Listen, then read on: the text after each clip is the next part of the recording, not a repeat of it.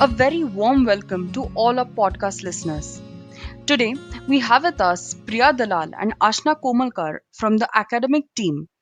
They're here to debate on whether employee engagement is essential in the corporate world and if companies should invest in the engagement and development of the employees.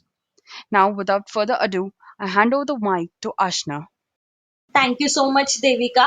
But let's first understand what employee engagement is. Employee engagement consists of aligning the employees' ideals with the organization's goal.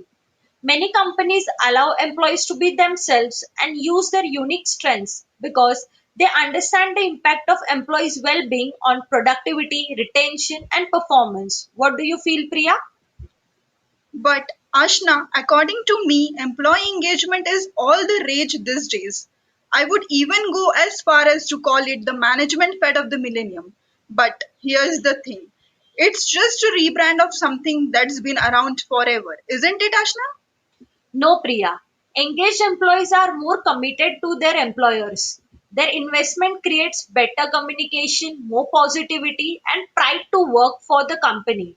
Employees who invest themselves in their roles are more likely to feel happy to contribute to the organization. What do you feel about this, Priya?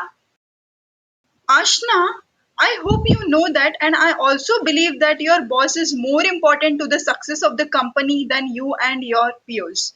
The leadership style always matters when it comes to increasing the productivity of the employees. You may not like hearing that, but in just about every case, it's true. The management style and deadlines decide the productivity and the output of the employees. What do you feel, Ashna? Priya, I agree that boss is important, leadership style is important, and productivity is also important. But Priya, when engaged employees interact with the clients, they are often more passionate about their work, and this energy is likely to leave a positive impression on the client as well. This can create a better customer experience and can lead to customer retention as well. What do you feel about this? So, yes, you're talking about the client, but I disagree with you, Ashna. As far as I know, ultimately the purpose of any company or business is to win and keep customers. Am I right? Without customers, there's no business, no shareholder value, and no jobs. Since there are a finite number of customers in practical terms, they are always irreplaceable. They are the highest priority as far as organization or company is concerned. Also, if you know that all the business functions are interlinked and each department plays an important role in customer retention, it has nothing to do with employee engagement.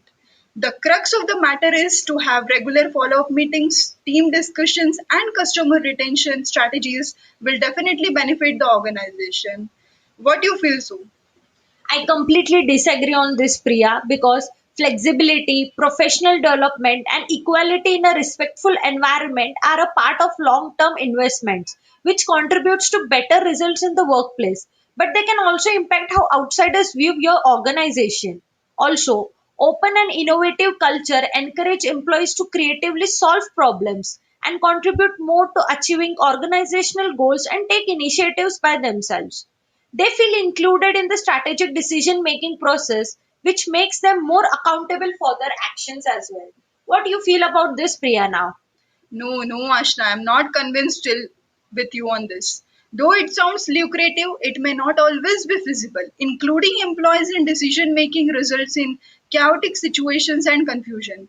Open culture is difficult to implement in large organizations, and hence there must be a process and proper hierarchy for smooth functioning of the company or any organizations. So, for this, I'll also share one of the example with you. Fast food chain. So, in a fast food restaurant, employees often perform repetitive tasks, and you know this position for the employees is temporary and transitional. And the turnover rate in this industry tends to be relatively high. So, here employee engagement is less critical, or maybe we can say it is not much important in this domain. The primary focus of there is on efficient training, clear processes, and consistent service delivery. What do you feel, Ashna? Isn't so?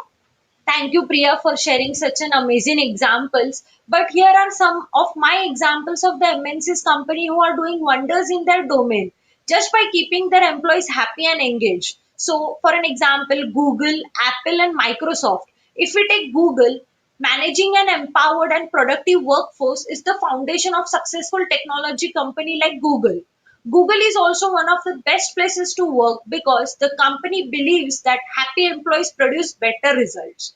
Next, if we take an example of Apple, Apple is the leading consumer electronics company, everyone knows that. And it has created new standards for employee engagement as well. Apple has continuously transformed various structural units to better their investment in human capital and the participation of individual team members in the team development. Last but not the least, if we take Microsoft, like many tech giants, Microsoft considers employees' engagement an incredible tool for promoting shared values and security long term success. Microsoft has been voted one of the best places to work several times over the last decade. I hope, Priya, by these examples, you would agree that employee engagement is nearly necessary in all the organizations. What do you think, Devika? Wow, it was truly a very interesting discussion. Though we would have loved to continue with this debate, we're running short of time. So I'll conclude the debate saying that in today's competitive and rapidly changing business landscape, organizations are seeking different ways to attract and retain top talent. Employee engagement can be a significant factor in achieving this because it's not about providing competitive salaries and benefits, but it's also about creating an environment when employees feel valued, supported, and motivated to give their best.